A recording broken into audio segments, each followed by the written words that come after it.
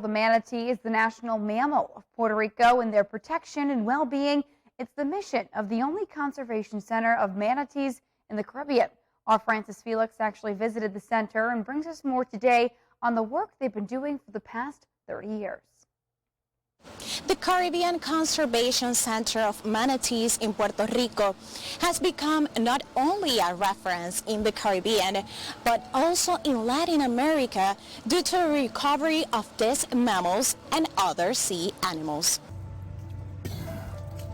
The population of manatees in Puerto Rico has been threatened in the past years by human pressure, which has caused a reduction in the number of species on our coast. The center, which is formed and has the financial support of the Caribbean Stranding Network and the Inter-American University of Puerto Rico, has rescue and response programs for stranded animals, rehabilitation, as well as research on population. We have been working with manatee conservation for 30 years in Puerto Rico and Latin America, and basically the rescue program that we have developed in conjunction with the federal government and the state government has given light to the need for manatee conservation.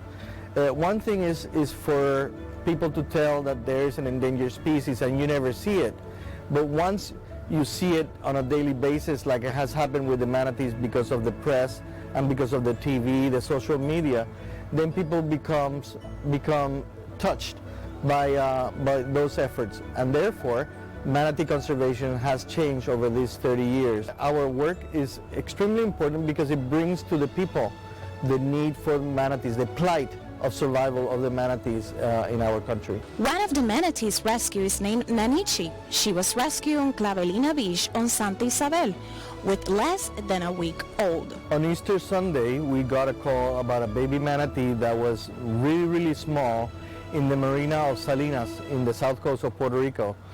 We sent personnel from the government to check it out, but they couldn't find the baby manatee that day.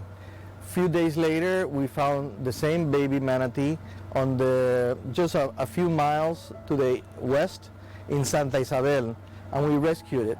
And it is Nanichi.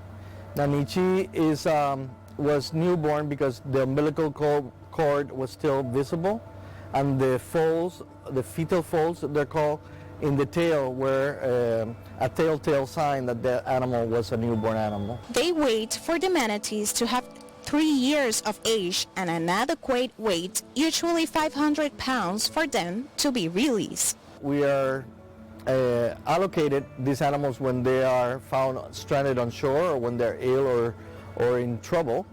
And our work is, as a veterinary clinic, is to fix them up, stabilize their condition, treat any disease that they have, and get them ready to be released. So we don't want to keep the manatees forever. We want to make them good so they can go back into the ocean and contribute to the survival of the species by reproducing.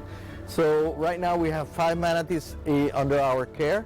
4 of those are going to go back into the ocean in a couple of years, maybe a year or 2 years.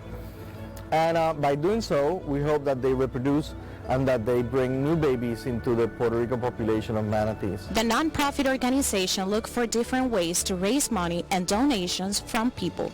Obviously, people can donate. They can go into our webpage, manateepr.org, and there's a button so you can donate. So we get individual donations from people, but also corporations that are responsible, socially responsible for the environment, and they are called to help out, and they do contact us, and that way they can provide some funds for us to run the center. It was confirmed by Dr. Minucci that a population of 500 to 700 manatees species could be found throughout the island. Reporting from Bayamón, Puerto Rico, Francis Felix.